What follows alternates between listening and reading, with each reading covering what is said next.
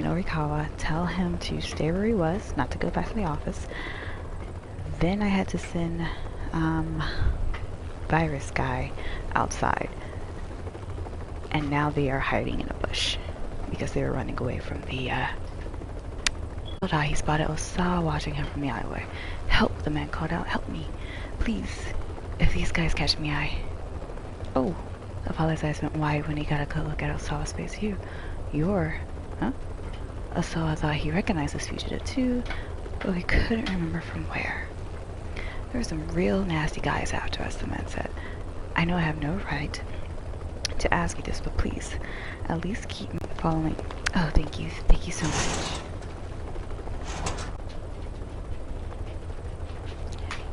I'm not sure how I could possibly thank you. Don't worry, Osawa closed the shed door and headed back out to take a look around. Two thuggish-looking men came running up to him. No doubt these are the people the father and daughter are running from. You there, said the one in sunglasses. You see a guy and his daughter around here?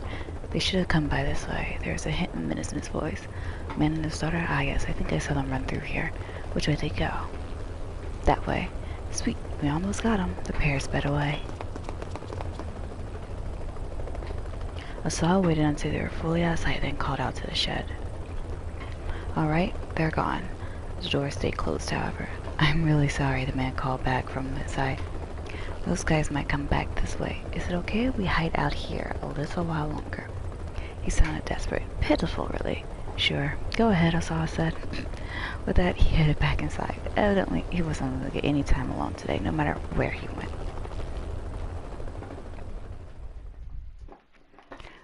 Okay, so can I go back now to Kano?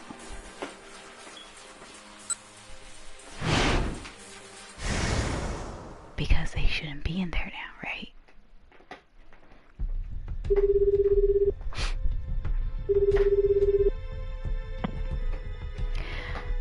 Okay, right? We're doing the pincer move.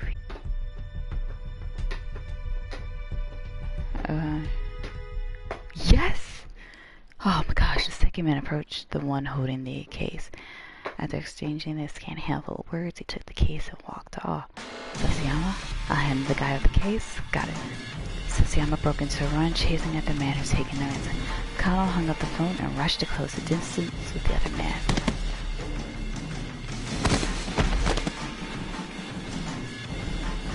You there, stop where you are. The suspect turned and Kano recognized his face. He was indeed a member of the foreign crime syndicate that operated in Shibuya. Is the hostage safe? Kano demanded. The man's only response was an unsettling grin. Answer me. But though he repeated the question, the man remained silent. Kano took out a pair of handcuffs and reached his sister. Took out his phone and checked. We're going to cuff him first. And handcuffs is of course highlighted. Equipment used by police officers to shackle suspects in Japan. The belt that makes up part of the person's duty uniform has a storage pouch for a pair of handcuffs. The man pulled a knife from his breast pocket and swung it right at Kano's face. Kano managed to jerk away in time, but his momentum carried him too far backward and sprawled into the pavement. Damn. The suspect was already making a run for it. Suddenly, a large car of four makes skidded to a halt, blocking off the man's escape route. A tall Caucasian man jumped out. He wore sunglasses and a crisp suit. Now cornered, the fleeing suspect brandished his knife. Be careful. The Kano had time to finish shouting his warning. What? Metallic ping, and the knife went flying in the air. The man's sunglasses had snapped his right foot up, sending the... Where are these people coming from? As the attacker's jaw dropped and astonished the new in the face. The blow connected to the suspect and went down hard. The fallen man turned his head to look at Kano. His mouth moved as he was attempting to say something. Oh, he never got it out. The man in the sunglasses kicked him in the face. Perp slumped down unconscious. Hey, what the hell are you doing? He swung over to the man with the sunglasses.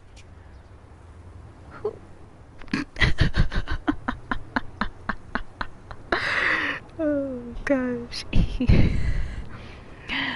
The man nonchalantly dusted off his suit. You were ordered to watch and see where these guys went, right? He looks like the real life version of the typical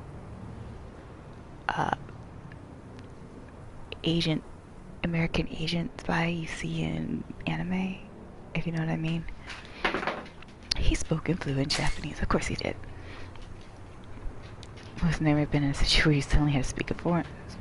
You haven't used English in ages, your tension grows, you think back to English class, but nothing. You remember it's helpful. You muster up the courage to speak out to stand for do you? Foreigner responds fluently in your own language. Nihongo de daijoubu desu. It's alright, I speak Japanese. What happened to that Japanese sense of honor I heard some? Who are you? Who are you? I'm from the U.S. Embassy's regional security. Oh God. Ambassadors from a foreign country lodge and conduct much of their official diplomatic business. Under international law, ambassadors are guaranteed diplomatic immunity, and embassy grounds are considered territory of the home nation. U.S. Embassy's regional security office responsible for security of American diplomatic facilities and personnel. It provides American citizens in Japan with information on public order. It is located at Akasaka in the Minato ward of the Tokyo metropolis. He presented Kano with his ID. Jack Stanley. Oh gosh. His title was listed as Security Assistance Officer. Kano glanced at the car he showed up in. The license plate was blue with white lettering. The Ministry of Foreign Affairs? But the ministry wouldn't just send some diplomat to intervene in a police investigation. Kano pulled his phone out of his pocket.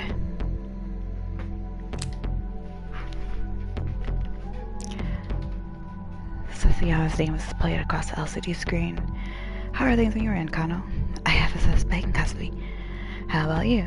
Sasayama hesitated. Yeah, he got away from you. What about the case? I'm sorry, but he's still gotta be around here somewhere. I'm gonna look around some more. Sasayama hung up. What's your name, detective? Jack Stanley asked as Kano was processing this new information. Kano from the Shibuya precinct. Alright, Kano, I'm gonna need you to follow my instructions for the next file. Why is that? Instead of answering, Stanley took out his cell phone and made a quick call. After a few moments, he held the phone out for Kano. Here, permission from your boss, he said. What? He took the phone gingerly, raising himself. Kano speaking, you imbecile, what the hell are you thinking? It was Kuze, and he was furious. Understandably so, really. Kano had disobeyed a direct order, and for what? All he accomplished was losing track of the case. I'm sorry, sir. You really think sorry's gonna cut it? You're off the faux pas. He knew he deserved whatever punishment he got. Still, orders from the top didn't trump the hostage's safety. If he could have gone back down at all again, he was sure he'd make the same call. Maybe that meant he wasn't detective material, but so be it. So this is a bad end. That's what I wanted. Oh, never mind. Tell you, Kuze. But for now, I need you to follow the instructions of the guy there, Stanley. Do whatever he tells you. Sir? Kano hadn't seen that one coming. He disobeyed orders. That was undeniable. I guess he knew he deserved a reprimand. And being ordered to tag along with some stranger who just turned up out of the blue? What the heck? May I ask why the U.S. Embassy is involved in this? No more questions, Kano. Step in line. What is happening? Please just hold on. Sir, I have no idea what's going on here. Neither do I. Kuze let out an exasperated sigh. That makes two of us, kid. Hung up. It sounded like even Kuze didn't have the whole story here, which meant that orders were coming from someplace higher. A foreign syndicate, moving the ransom around the U.S. Embassy. Whatever was going on, it was more than just a local kidnapping case. And Kano was deep in the middle of it. He handed the phone back to Stanley.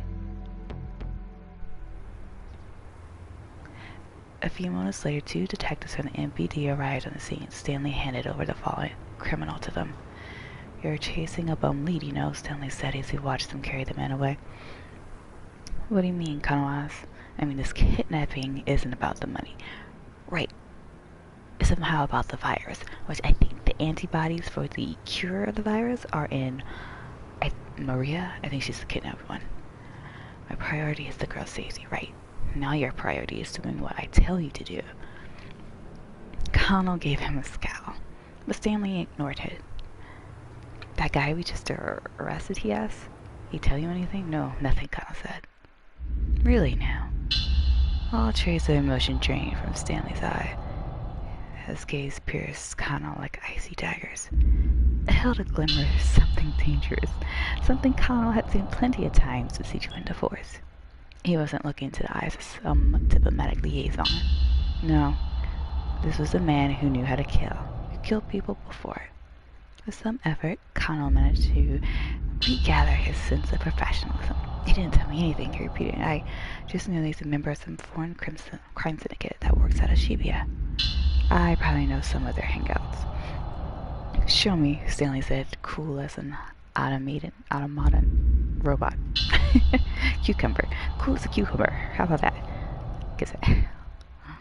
We'll take my car.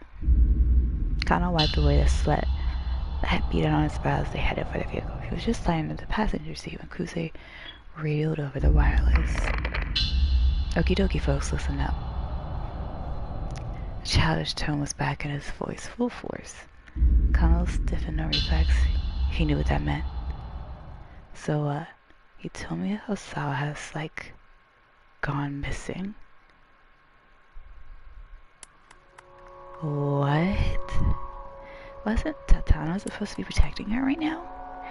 Also, Detective Tatano hasn't radioed in, and, like, we can't reach him from our end either. No way, Kano blurted. Can't be. So yeah, Kusei continued. He might have gotten caught up in this incident too. It wasn't like a detective Tatano's stature to go incommunicado during an investigation. It could only mean that something had happened to him, something major.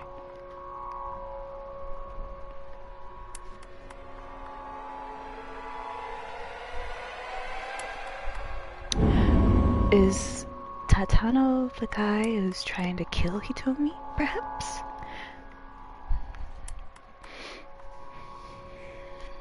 I guess he always knows where she is. Oh, here we go. It's a new time block.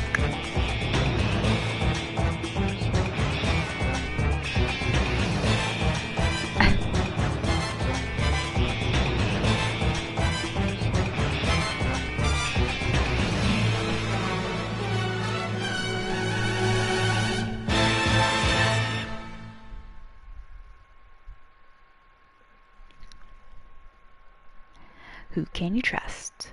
Could anyone? Alright. We're going to continue on with Kano here. Following Kano's direction, Stanley drove toward the crime syndicate's hangout. There was a good chance that this was where Maria was being held. Traffic's practically non-existent and they made good time.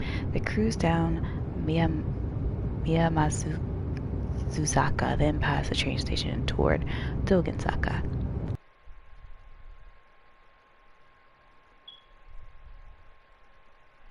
Okay, they arrived at the syndicate's hangout sooner than Kano had anticipated. It was a multi-tenant building in Tomigaya, southwest of Yoyogi Park. The ratty building looked like it might come crashing down at any moment. The black Kano knew the place as a bar frequented by expats from various countries, as well as a hotbed of criminal activity.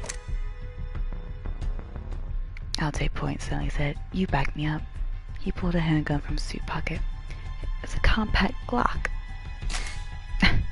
Glock 17, semi-automatic pistol developed in Austria for police and military use. Notable for its incorporation of a large amount of polymer in its design, certain Hollywood films included a line of dialogue claiming that the Glock would not show up on airport X-ray machines, but since the gun barrel itself is made of metal, this is assuredly not true. Used by the FBI, Federal Bureau of Investigation, American Investigative Bureau established by Department of Justice in 1908, authority in matters involving crimes that cross state lines as well as threats to public order such as espionage and terrorism. Generally speaking, the FBI conducts its activities within the U.S. Central Intelligence Agency, principal agencies of the U.S. intelligence community, reporting to the Director of National Intelligence, possessing considerable budgetary resources and a vast network of highly trained personnel, carries out intelligence gathering, covert operations primarily overseas. In recent years, the organization has been devoting major efforts to counterterrorism. Kano drew his own gun and two cautiously made their way inside. They immediately heard some sort of ruckus from beyond a wooden door at the far end of the hall. Please don't let this be what I think it is, Kano thought to himself. The sweat beat on his hands as he gripped his gun tighter. He heard the sound of glass shattering. Then came the sound of something heavy, something falling to the floor. Maria! Ignoring Stanley's previous order, Kano rushed ahead, kicked down the door, and stepped aside.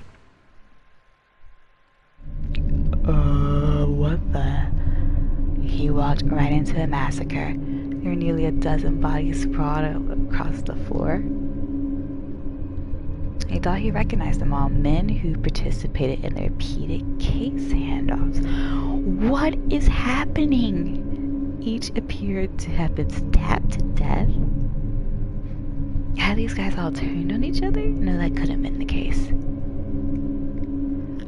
None of the victims were holding a knife, which meant that whoever had killed them must still be hiding nearby. No sooner had Kano come to this conclusion than he heard a muffled cry behind him.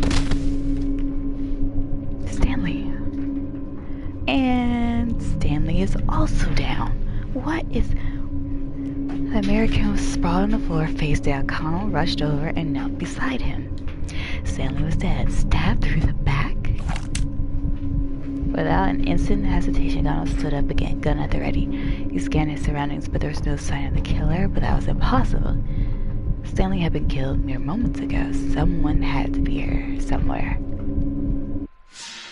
Out of nowhere, he felt someone press the tip of a knife into his neck from behind, right at the base of his skull. How? He hadn't noticed anyone coming up on him. There wasn't even anyone else around. Nobody but the corpses scattered across the floor. Wait, the corpses? Kano had they turn up a little bit later. There's someone who can cause a traffic jam at 1310, which should keep these two from meeting such a grisly end. Alright then.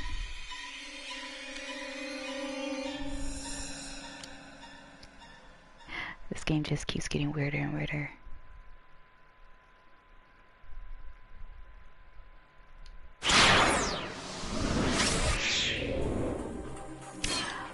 Well, let's see what Achi has. Oh yeah, this guy. The man with the cane crooked his finger on the trigger. Achi stepped in front of Hitomi, shielding her with his body. If you want to shoot her, you have to shoot me too. Suddenly, the assassin's head jerked forward. He pitched face first into the pavement and lay still, revealing a foreign man standing behind. What is happening? What the hell? In one hand, the stranger clutched a metal pipe, and he looks like a complete psychopath. Hitomi, Achi asked. You know that guy? Hitomi's eyes went wide. That's the man from the scramble. The one who told me to go to the van. Wait, one of the kidnappers? Why would he have us? I'm not sure. I don't know what's happening anymore. The newcomer fixed his eyes on Achi. Hey man, Achi approached the stranger. I'm not sure what's going on here, but thanks for the assist. Nope, not an assist. Yep. Whoa. The man took a sudden swing with his pipe. Achi barely managed to dodge out of the way. Does she have her hands up like she's going to fight him? Oh my gosh. Once again, Achi made sure Hitomi was safely behind him. Guess I gotta let my fist do the talking. Achi quickly adopted a fighting stance. Be careful, Hitomi warned, her voice trembling. Don't worry, it's just a pipe. I'll snatch it away from him and make him tell us where your sister is. Achi judged the distance between them carefully as he stared as he pointed down. The metal pipe gave this a considerable reach. One solid hit from that thing and Achi wouldn't stand a chance. You need to end this in one punch. Become One Punch Man. The crook sized him up for an attack. Now. Achi sidestepped to avoid the incoming blow, then delivered a vicious left hook to his adversary's jaw. The man went down hard. Achi gazed at his fallen foe, flexing his knuckles. The thing about guys who bring weapons to fights is they always let themselves get too cocky. He looked the guy over. The man had a tattoo peeking from one of his ratty sleeves. Skull. It's a terrible tattoo. Come on, buddy. You can't clock out just yet, Hachi said. Get up. I got a few questions for you. He knelt down to grab the man by his collar. And now he has a gun. Halfway to his feet, the man pulled a gun from his breast pocket. Whoa, didn't know you were packing heat. Hachi took a quick step backward. The man's eyes brimmed with rage. He looked ready to pull the trigger any moment, but he didn't get the chance.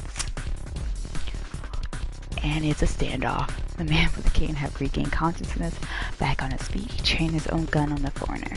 The foreigner quickly shifted his attention to the other gunman. Oh no you don't. Achi darted forward and kicked the kidnapper in the hand as hard as he could. The gun went flying from his grasp. How did it go? What the? Achi watched in astonishment as the two men grappled. Now's a chance. Grabbing Hitomi by the hand, Achi broke into a run.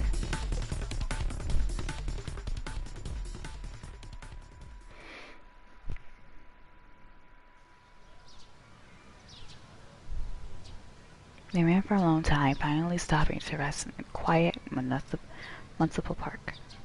As they sat catching their breath, Achi sensed a new tension in Hitomi. She hadn't said a word since their latest escape. She has to die, Achi. It's for your own good. Who are you? Why do you know Achi? In his mind, Achi replayed what the man with the cane had said. So he told me, Achi hesitated, about what happened back there. Yeah? She sounded like she'd been far gone in her own thoughts. You gotta believe me, I have no idea who the guy was. Never seen him before in my life. He must have been saying this stuff to confuse us, to trip us up.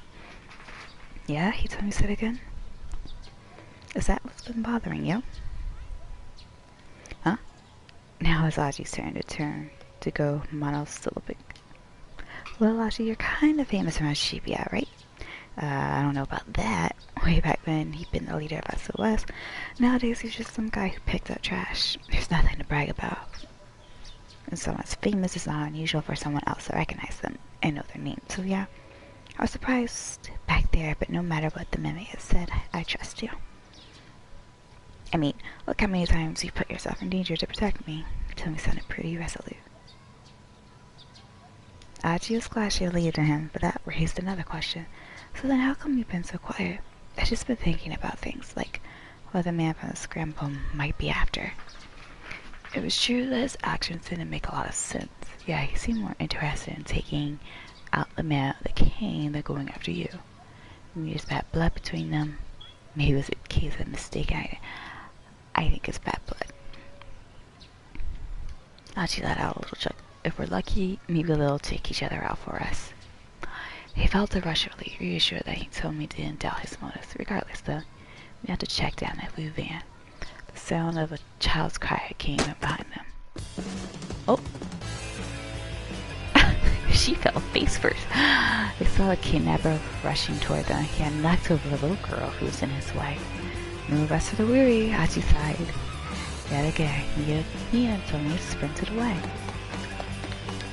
Do you think he took out the guy with the cane? Hitomi's words came out between panting puffs. Maybe? Achi glanced back at their pursuer. What? He has a friend. Who looks like Jason. Like he has Jason's skin mask as his base. There was someone else with him. Now they were being chased down by two foreigners. I liked this better when we were just running from one guy with a cane. In one fight, Achi was confident he could totally say. 102 though, that was a different story. one guy might get a hold of her while he was facing off against the other, and to make sure they lost these creeps no matter what.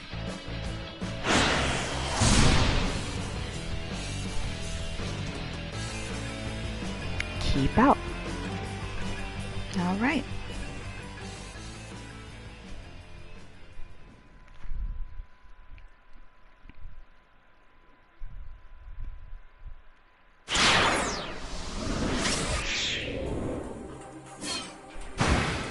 Let's see what Tama's up to now. Oh yeah. She's having a bad day too. Bottles of burning hammer littered the pavement, shattering tiny bits of glass. Even though the recycling lab was really careless with the boxes, it shouldn't have caused this much of a mess. It looks like someone came along and actually threw them all over the place. The heck with this thing? I tossed away the miracle stone, which has clearly brought me only bad luck. We can't have a product demo without a squeeze blood from a burning hammer here. Somehow or another, I'm gonna have to.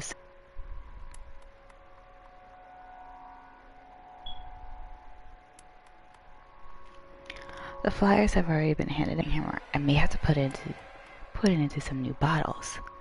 Well, I'll possibly water it down some, but getting the stuff sold is my only option. My eyes alight on one of the cardboard boxes and I notice an odd mark that's stamped on it. Wait a sec. I've seen this before. I recall something Cheery said earlier. This is the sort of thing they sell in 100-yen shops or something. Oh. Oh. A mark on the box is the same one I saw at the shop that's selling the necklace. That's it. I can see there's more at the knick-knack shop. Guided by this ray of hope, I head for the knick-knack shop as fast as I can run. A glimmer, a sliver, the ever-dwindling light in the distance. The point is, there's not much. Oh, it's Cheery. As soon as I reach the main road, I crash right into someone. It's Cheery. Oh hey, you find it, she asks? She makes it sound like it's not really her problem. Not yet, but I think I can stock up at the 100-yen shop. The words are hard to get out when I panting as hard as I am. For now, just stay calm and go let the boss know. Got it. Leave it to me. Cheery nods and I break back into a run. I'm practically praying as I rush into the knick-knack shop, where I immediately spot the cardboard boxes I saw earlier still stacked up. They're probably filled with something else. Yes, I'm in luck.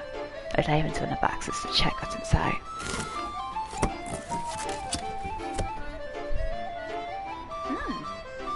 It's packed with tiny bottles. There's no mistaking the noxious red liquid inside. That's burning hammer, alright. There's 50 bottles per box, and there are 4 boxes total, assuming each bottle is 100 yen, including tax. I can buy the whole lot with 20,000 I've got in my wallet. Mr. Yanagashita said he was selling the bottles of demo for 15,000 yen apiece. That way, if we sell all 200 bottles, he'll be able to pay back his debts no problem. Whoa, what's the deal with you? Hey, it's that guy. The sales clerk eyes go wide when he sees my get up. This stuff, I like your entire stock. I pointed the burning hammer, and the clerk makes an awkward face. I'm afraid that's already been sold. What? You mean like all of it? Nobody in their right mind could possibly want all of it. Yes, all of it, I'm afraid. Well, I'm not gonna roll over that easily. Whether I earn the 20,000 or not hinges on whether I can get this stuff. Please, you gotta help me out. I'm afraid it's out of my hands. Could you get in touch with the buyer? Tell them I'm willing to negotiate? I suppose that wouldn't be an issue, but actually, would you mind waiting for just a moment? She said she'd be by ASAP. Oh. Is it Cheery? After 5 minutes of waiting, the buyer still hadn't showed up. I don't think she's coming, I say. That's odd, sales clerk. She said on the phone she'd come by just after 1 o'clock to pick them up. I really need this right away. I understand that, but please, it's out of my hands. But now, The sales demo has already started. If I come back empty-handed, what was the point of all this effort? Gimme. I already said I can't. I can't do all that. Gimme. Would you please wait a moment?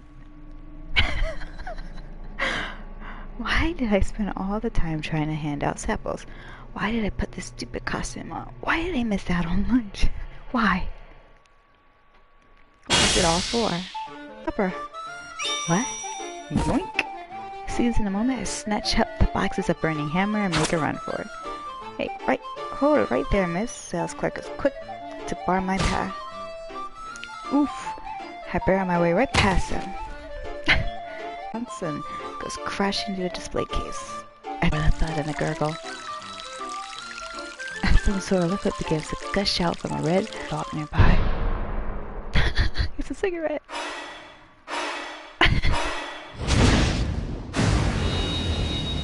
Tama.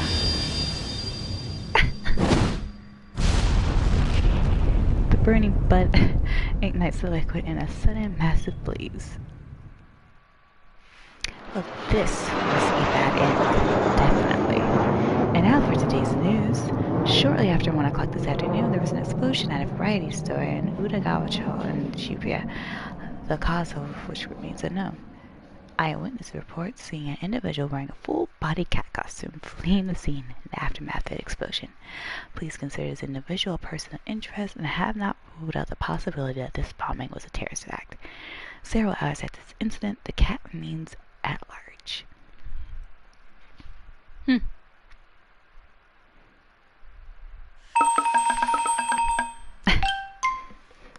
Fled the country. Tama wound up as the prime suspect in an apparent terrorist bombing. If the buyer had shown up earlier, Tama's argument with the sales clerk might have never happened, to say nothing of the rest. As a matter of fact, the buyer was just outside the shop at the critical moment. She was held up when she happened to run into someone. That someone's actions at the Retino fight were the key to changing Tama's fate.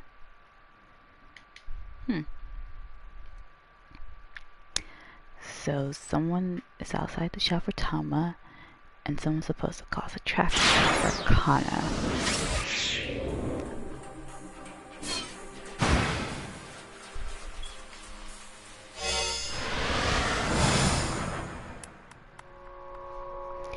I don't deserve to be forgiven for what I've done.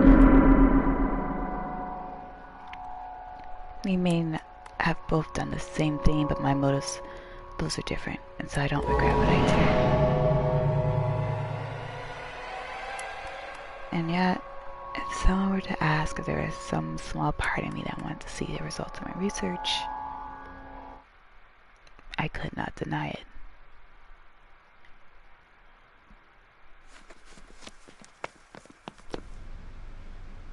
Oswald grabbed his shoes from the entryway and then headed for the back door. He didn't want the detectives in his living room to know he was going to meet with Makino. The pest Kajiwara was nowhere in sight. Now was his chance to slip away. Gotcha! Why? Speak of the devil, Kajiwara has snuck up behind him. Creepster here. Are you going out? The detective asked. No. I was just... I felt something inside his shoe. Glancing down, he saw a rubber duck stuffed inside it. Is this your doing? I laid a booby trap, or rather, a ducky trap. Originally a type of lethal trap used during wartime to catch clumsy or unwary soldiers. In modern parlance, however, the term frequently signifies a harmless prank, such as setting a blackboard eraser atop a classroom door so that it falls on the head of whoever opens the door. God, you are being self-satisfied. You know, you act like a great schooler. Also said, indeed, sir, I am a grown man with a youthful heart. Leave it to Kajiwara to yet again miss the point entirely. With a sigh, Osawa tossed the duck at him. Kajiwara caught it nimbly in one hand, then stabbed it right into his pocket.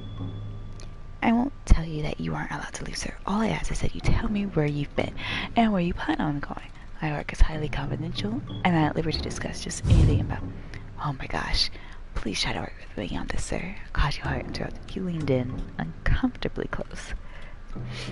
As always, Do you recall what I said before about how I appreciate if you didn't keep secrets from me? Osawa hesitated, inwardly debating how much he should share. He decided to tell her, alright, I'll tell you, just leave me in peace. You needed to keep this a secret, doesn't concern you, just gonna buy some cigarettes, he lied.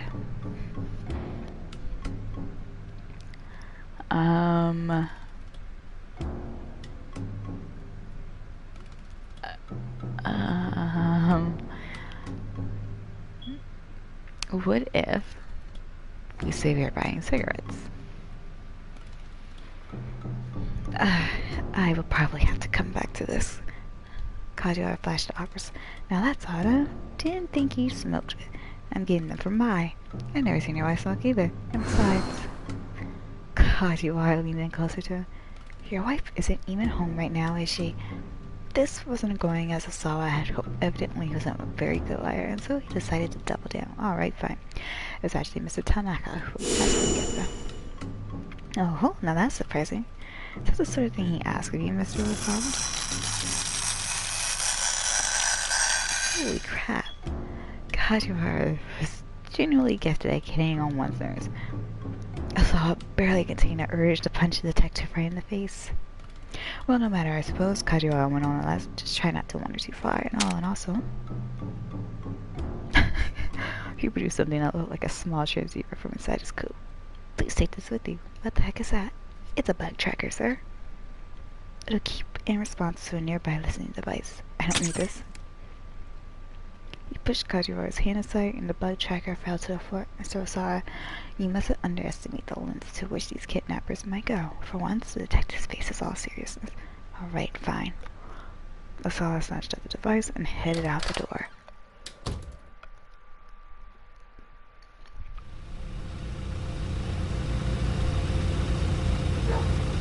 Makino's car was parked out front. The driver stood alongside her. Osawa exchanged a wordless greeting with him and got into the back. He found Makino reclining in one of the luxurious leather seats. Now then, Makino said, what did you want to ask me about? Lighting a cigar, he got inside and got Osawa. I was hoping you'd explain the situation to me, sir. Which situation would that be?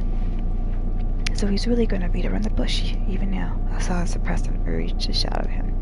Are you the one who let the antiviral out of the lab, sir? Yes, that was me. Makino didn't bat an eyelid. Well, at least he's honest. I don't have to question any further about that part. So why had he been so cold a few minutes earlier? But how? The fingerprint authentication system is almost unbreakable. Getting access to the storage area would... He trailed off as a thought suddenly occurred to him. It was not strictly true that fingerprint authentication was the only means of entry. It's a card. Osawa and Tanaka had both set up passwords as a failsafe in case an injured fingertip somehow prevented them from operating the scanner properly. These passwords were 10-character, alphanumeric strings. No one could just bumble their way in. Could Makino have sent a request to take the electronic box manufacturer and asked them to unlock it then? No, that required the approval of 6 board members. And Osawa was one of the 6 people. There really seemed to be no way of getting in without leaving any trace. You're absolutely right, of course, Makino said, a grin as if reading his thoughts. I couldn't gain access to the lab without you and Tanaka, but I didn't have to. He exhaled a large plume of smoke. Remember when we released the samples for animal testing? No? Couldn't be. Osawa broke out in sweat. But it could, Makino said. I had them divert some of the samples intended for animal testing. Naturally, that didn't leave any record of anything being taken from the lab. Osawa bit his lip hard. He couldn't help but feel betrayed by his company, but why? Makino let out a nasal one note. You don't seem to grasp just how valuable this thing really is. What do you mean by that, sir? Makino lowered his voice. There's a major world power out there that has already weaponized the UA virus. For a moment, Osawa thought this was just a sick joke, but the look on Makino's face told him otherwise. I've been informed that it was recently used on a military installation in the Middle East. Within 12 hours of dispersal, there were at least 800 casualties. If you include civilians, the number jumps to over 2,000. Any evidence of the disease agent and the bomb that delivered it has, of course, been covered up. Osawa listened in amazement, his outrage that any government would commit such an atrocity, not quite suppressing his excitement at discovering that the virus could be propagated by explosive means. He felt a flush of guilt at his own fascination. The antiviral Yakuto has the potential to render this weapon useless. Right now, Okoshi Pharmaceutical possesses the sole means to combat UA. Makino's lips curled into a boastful grin. Any number of countries would love to get their hands on it. The major power in question has offered an unprecedented sum, and that's hardly a surprise. Having a monopoly on the antiviral makes the weapon itself that much more valuable. To Osawa, this is a glimpse into another terrifying world, one he had barely imagined previously. And so you wanted to get human testing over with as soon as possible, as Saturdays, but Makino shrugged. I explained full well to the locals what the risks of experimentation were, and they repeated in accordance with said risk. They willingly consented to the infection with the UA virus. Sophistry. I saw it, nothing more. Use money to deceive a bunch of poor farmers. Come on, Osawa. Who's being disingenuous now? Makino eyed him with contempt and let out another puff of smoke. I know you, Osawa. I know you're not really concerned for some bunch of hick farmers. All you care about is your research. The thing that really is nagging you right now is that someone went ahead and did the final clinicals without you. Oh, spare me the ridicule, sir. As a virologist, I have a moral duty to what? Makino barked. Go to the media with this? Do you have any idea how much money the company has thrown at your lab to keep it up and running? Has incurred expenses of roughly 30 billion yen in developing the antiviral medication. Spends approximately 200 billion yen per year on research and development. Osawa's work is the single most costly element of that budget. Osawa gaped. I do appreciate all the company has done for me, sir. He spoke so quietly that his voice was nearly inaudible. In any event, Makino said, now that you know about the human testing, I can't let you go to America. How do you know about that? He insisted that I keep his plan relocation a secret, but apparently she told her father regardless. If you insist on making a move anyway, I'll use any means necessary to stop you. Makino regarded Osawa with a bloodshot gaze. Any means necessary. Osawa saw the lump in his throat. Sir, you don't mean that my daughter is kidnapping us? Don't be ridiculous, Makino said before Osawa could finish. Of course that wasn't me. Nevertheless, I'll do what I must to keep you in line. Remember that. Understood, sir. I'll turn down the U.S. job offer. Osawa heard his own voice like the thin drone of tiny insect. He felt utterly powerless. I can't simply take your word on that, Makino said. Do it now. I want to hear you do it myself. He jutted his jaw toward the phone in the backseat console. Alright, Osawa said. He had no choice to follow along. Couldn't this wait just a bit? Maybe he could still find a way out. Let's try. Let's try it. You already know what my decision is, Makino. His tone carried an edge of intimidation. Osawa didn't reply. He simply stared at the telephone. He felt like an insect who lost all his wings and bucked off. You need to think about your wife, too. Makino's words were barely above a murmur. Realizing his boss was speaking as Ai's father, Osawa couldn't bring himself to resist further. He reached for the phone. It'll be around 10 p.m. local time for the American firm. He decided to call his contact's personal phone. No, the headhunter was shocked to hear Osawa wanted to decline the position. When he pressed for the reasons behind the decision, Osawa hung up. No! Osawa, relieved. Makino lit up a fresh, visibly relieved. Makino lit up a fresh cigar. Sir, there's one thing I don't understand. Was that Sal's head was feeling fuzzy. Smoke inside the vehicle had gotten extremely thick. If someone has this top secret info, why wouldn't they threaten the company as a whole? Why send those emails to me personally? I'm not sure. There's an internal investigation already underway. We'll find the source of the leak soon enough. At this point, though, Saul wasn't sure knowing who originally leaked the info mattered much at all to him. If you beg my pardon, then sir, Saul, he put his hand on his door handle. A sudden high-pitched chirp sounded from his pocket. The bug tracker Kazuo had given him had picked up a signal. Is that your cell? Ah, oh yes, that's mine. He really hopped out of the car and reached into his pocket. Is everything alright, sir? The driver was still outside. He leaned toward Osawa, looking concerned. Was it you? Osawa stepped closer to the door. Did you send me those emails? What are you talking about, sir? Don't play dumb with me. You're the only person who could have planted a listening device on a company car. Listening device? The driver raised his eyebrow in confusion. What are you after, sir? What are you talking about? Who told you to do it? Tell me. The driver fled into the car. What is happening? Osawa clutched the bud tracker hard as he watched the vehicle pull away.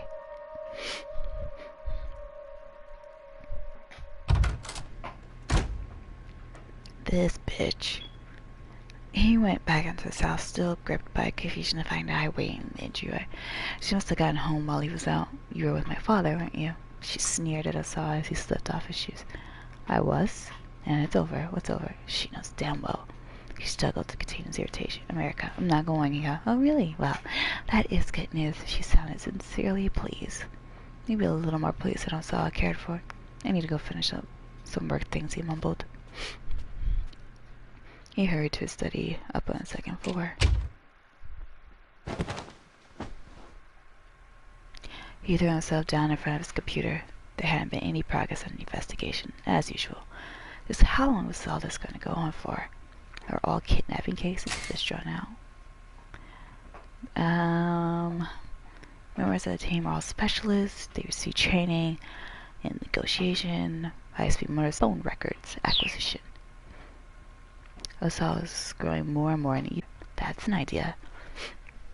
He can look at kidnapping investigations on the internet. That might give him some insight into the current situation. Kidnapping, police investigations, hostages. He typed the 3 words into the search field. Manager pulled up over 100,000 hits. He scanned the beginning of the list for anything that might be useful. One of the site links caught his eyes. How the police do it. It looked like a page containing info on various types of police cases. He clicked on the link for kidnapping cases and began to read. Even if the hostage wound up safe in the end, the site informed him the police lost face if the culprit got away. And if the hostage were killed and the kidnapper were evaded capture, the media would have a field day. This made apprehending the suspect an absolute necessity.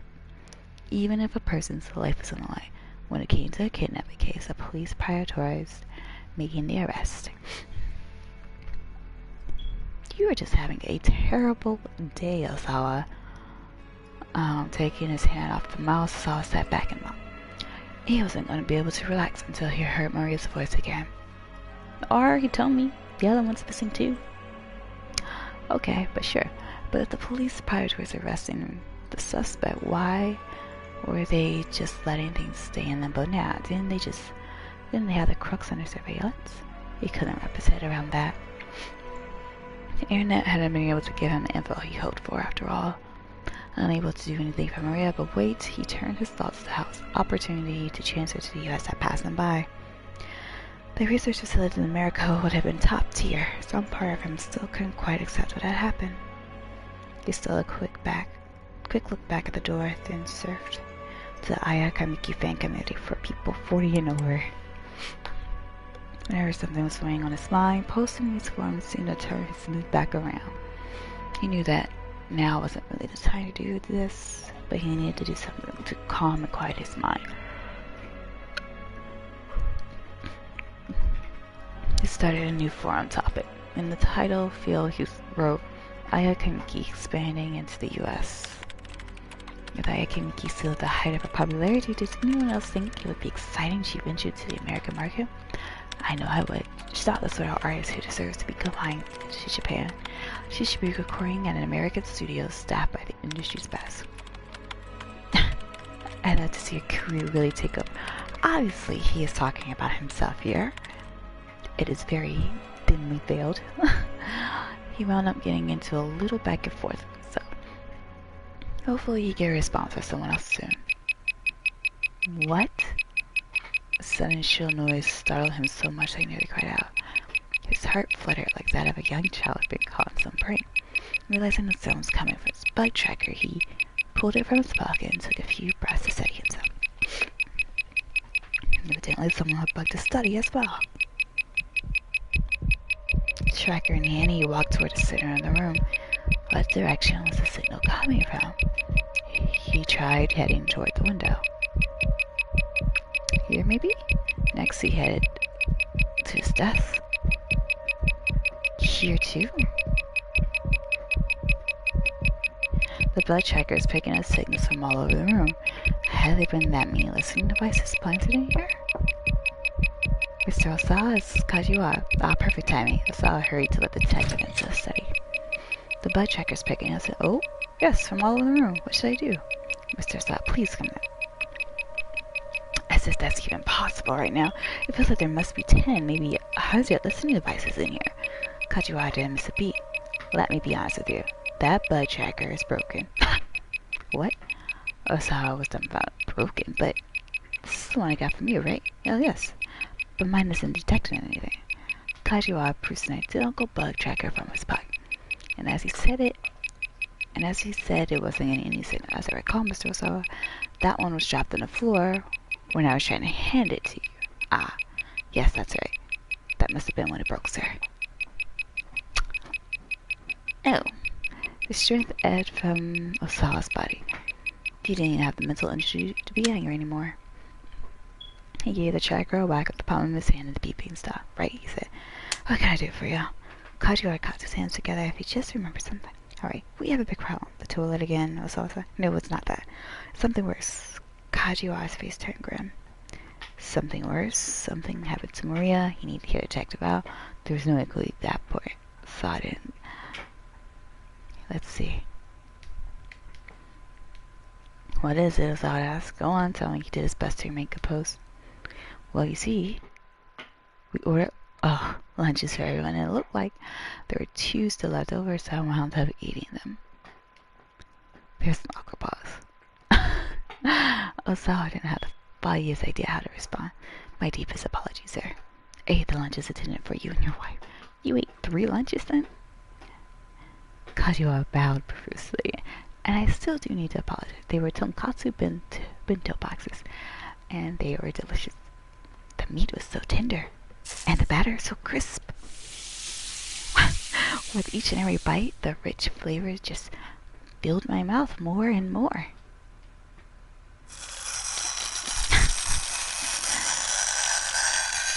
Osawa is going to stroke out. Having to deal with this guy. Osawa felt a blood vessel burst in his skull. Listen, you. Get your goddamn act together, or... He didn't get to finish the thought. A pathetic little gurgle sounded from his stomach. Ah, see, Kajiwa said, you are hungry. He fussed sheepishly with his hair. At the talk of food, Osawa realized abruptly that he hadn't eaten anything since the night before. Shall I make something for you? The detective asked. This is all my fault, after all. You can cook? Osawa wasn't sure how thrilled he was at the idea of Kajiwa helping him. You mustn't judge people based on outward appearances, Mr. Osawa. Alright, explain. Oh, alright, fine. Go right ahead, then. His newfound hunger was making it hard for him to think. He's hangry. It would certainly behoove him to eat something. He led Kajiwa to the kitchen. Why? What's with that getup? Wearing an apron in the kitchen is a must, sir. Cartoon character printed on the apron is wearing one of his own designs, modeled after amputee's mascot. His name is Pinpo-kun. Pinpo-kun? I'll ask it isn't while I make it. Oh my gosh. Make it. Oh, are you not familiar with the concept of a naked apron? Oh my gosh. entirely naked save for an apron, form of cosplay. If used in the front, rear, and sides, all offer a different appeal. Caution advised, as it may be difficult to stop arguing about which presents the loveliest sight once the topic is raised. There are similar, more sexualized naked styles as well, such as the naked sock, naked shoe, naked necktie, ribbon, naked scarf, naked collar, and so forth. I don't know why I need that definition. I could demonstrate if you like. No, that's quite alright. I don't need that. Where'd you get that apron anyway? It's mine, sir. Have you had it with you this whole time? Yes, in here. What? With a smile, Kajiwara pointed to his pocket. Of course, Osawa eased himself to a chair. His hunger was making him feel weak, and Kajiwara was making him feel like he was losing his mind. Oh, this is bad, the detective said. I need to whip something up for you fast. Something definitely wrong with you if you don't even have a comeback. Osawa felt his anxiety mounting.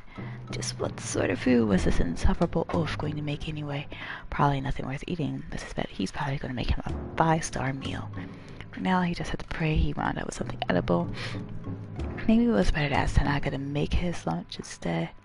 Since Agi's lunch was gone as well, he should probably ask for her to make something. Nope. She can starve to death. Let's see what he makes. Kajiwara peered into the fridge. Goodness, you are remarkably understocked, he said. Let's see, could you please put these in the dinker, Mrs. Mean for the sound of a microwave oven mixing and spinach heating your food? Microwave at my house doesn't really go ding when the timer reaches 0, though it has more of a beep. Doesn't make sense to call a microwave a beeper when there's already a word that refers to something else. Detective handed Osawa some frozen lumps of rice. The dinger? What the heck is a dinger? A microwave oven, sir. Osawa stepped it from the microwave. Unfortunately, he had no idea how to work the controls. You should thaw that rice out as soon as possible, Kajiwara told him. I'm actually not sure how to operate this. What? Detective guessed. You don't know how to use a microwave?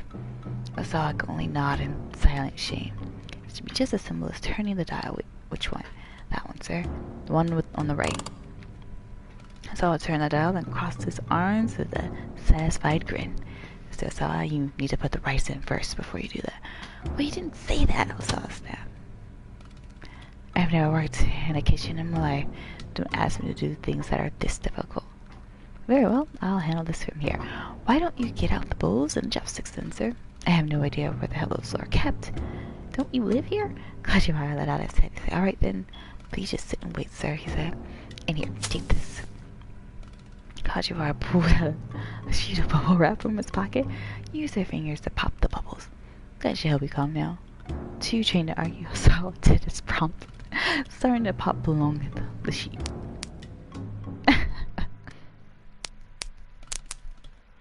Rather than calm it down, though, it was making him incredibly cross. This is like some sort of ridiculous punishment. To say you can only learn. So you can learn a lot about a household by looking in the fridge, you know? Kajiwara was cooking something in a frying pan, and just what have you learned about mine? Better not say, sir. You might take offense.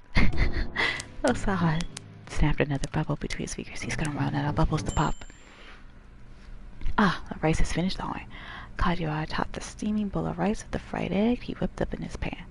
Then, as if afterthought, he added some pickled vegetables. There you go, sir. Your fried egg on rice is complete. One of Kajiwara's simple recipes.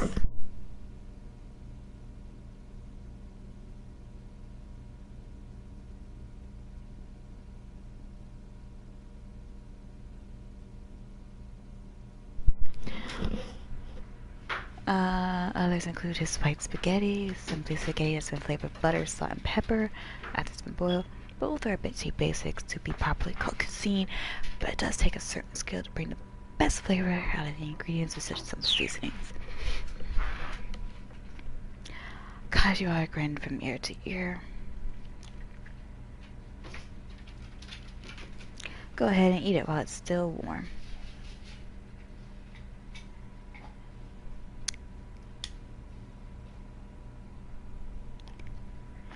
Osawa received the bowl with a dubious look.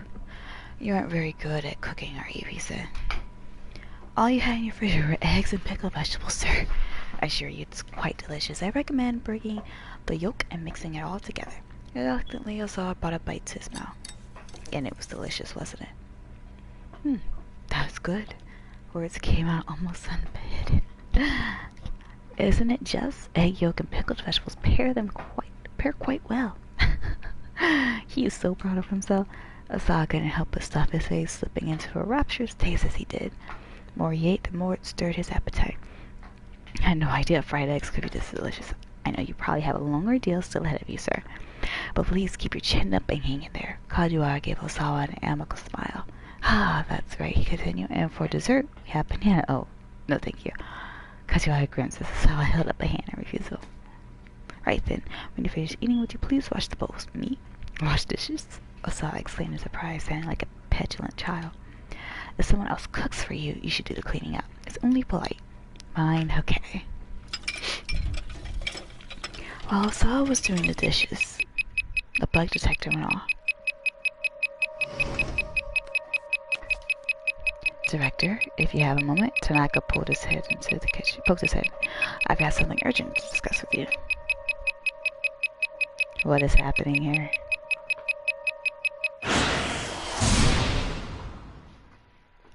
Okay. Keep out there.